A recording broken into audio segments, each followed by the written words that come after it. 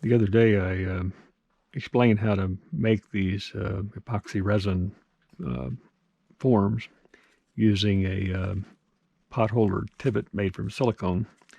And today we're going to show you how to fill in or backfill these open spaces inside the form once they're removed from the silicone using another layer of epoxy resin with a contrasting color.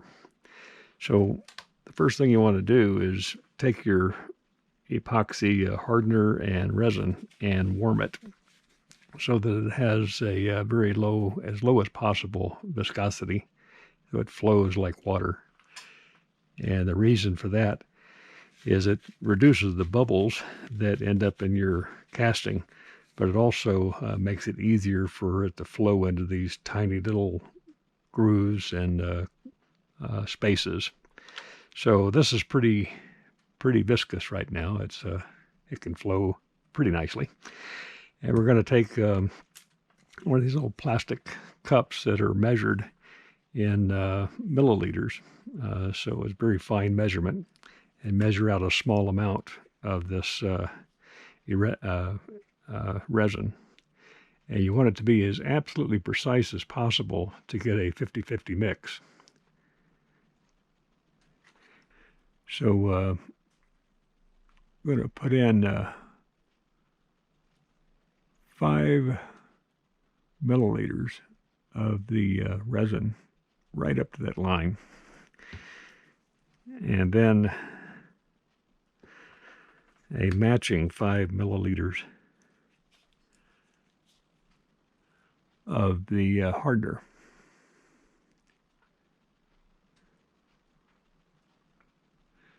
Then for the colorant, it could be any color you want, something that contrasts against what's in there now. And what I'm going to use is a very concentrated black acrylic, which is water-based, and you can use a water base inside this epoxy, a water-based colorant. Just don't use very much of it. And this is very concentrated, so you're going to just use about 3 drops. Now, the manufacturer's specification on this epoxy says to stir it for 3 minutes. And if you're concerned about bubbles, which you should be, you want to stir it very lightly, not making a big mess. Scrape the edges so that you get a good mix in there of the 2 components. Even scrape off your little spatula or stirring stick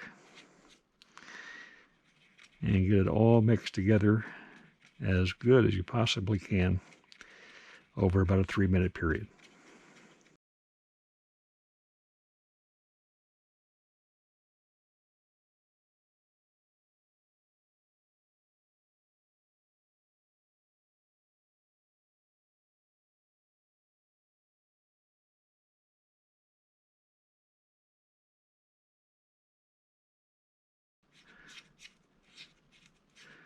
Now once you have this thoroughly combined, you're just going to take a ladle full and just pour it into this area. In fact, you can kind of pour it in by mass if you want, make it be a little more messy.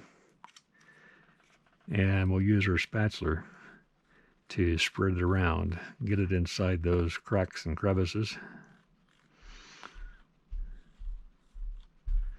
By the way, I've got this sitting on a piece of wax paper, so if we get any spillover, the epoxy resin won't stick.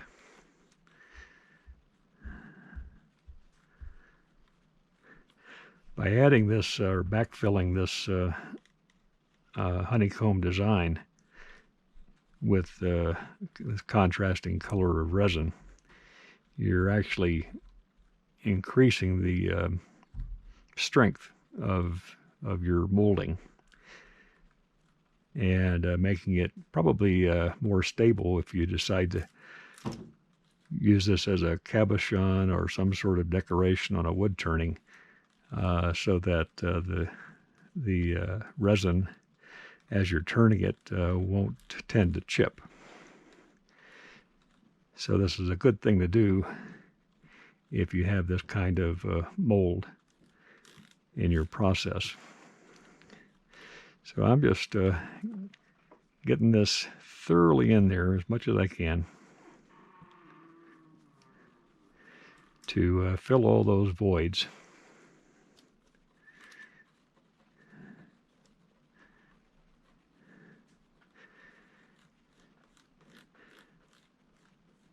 Every different epoxy has different manufacturer's product has a different formula, usually proprietary on how they manufacture this stuff. And so you'll find that the thickness or the viscosity of one brand will be different from others.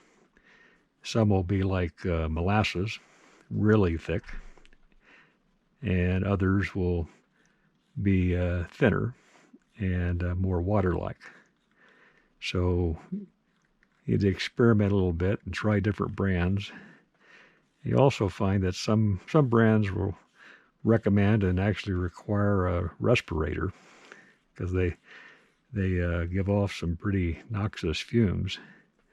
I've tried a few from a few different brands from Asian manufacturers, and had luck about 50% of the time where it didn't have much, if any, of a smell, and didn't bother me. So I would use that, and about the other 50% of the time I'd throw it away because it's just obnoxious garbage.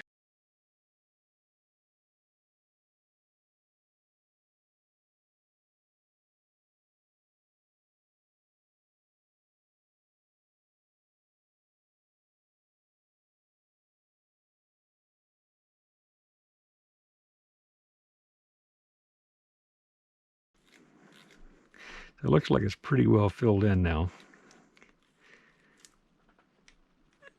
And we'll use a paper towel to scrape off the excess. Just a light rubbing.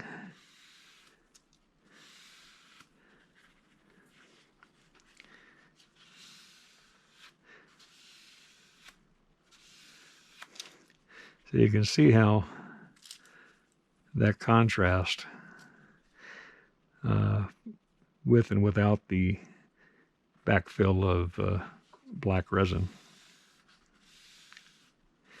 This resin, this particular manufacturer's resin, recommends a 24-hour cure period.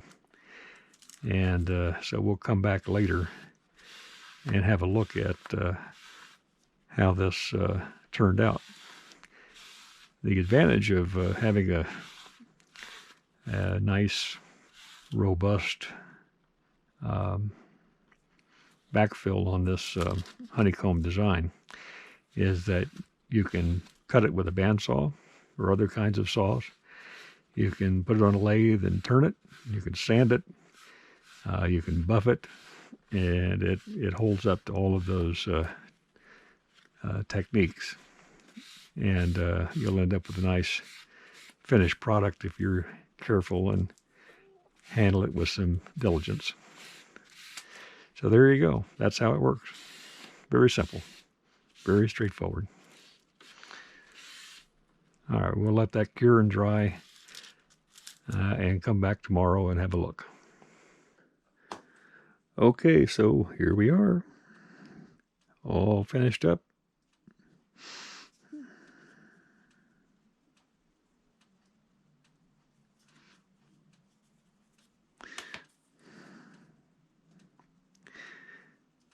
"24 hours later and ready to go."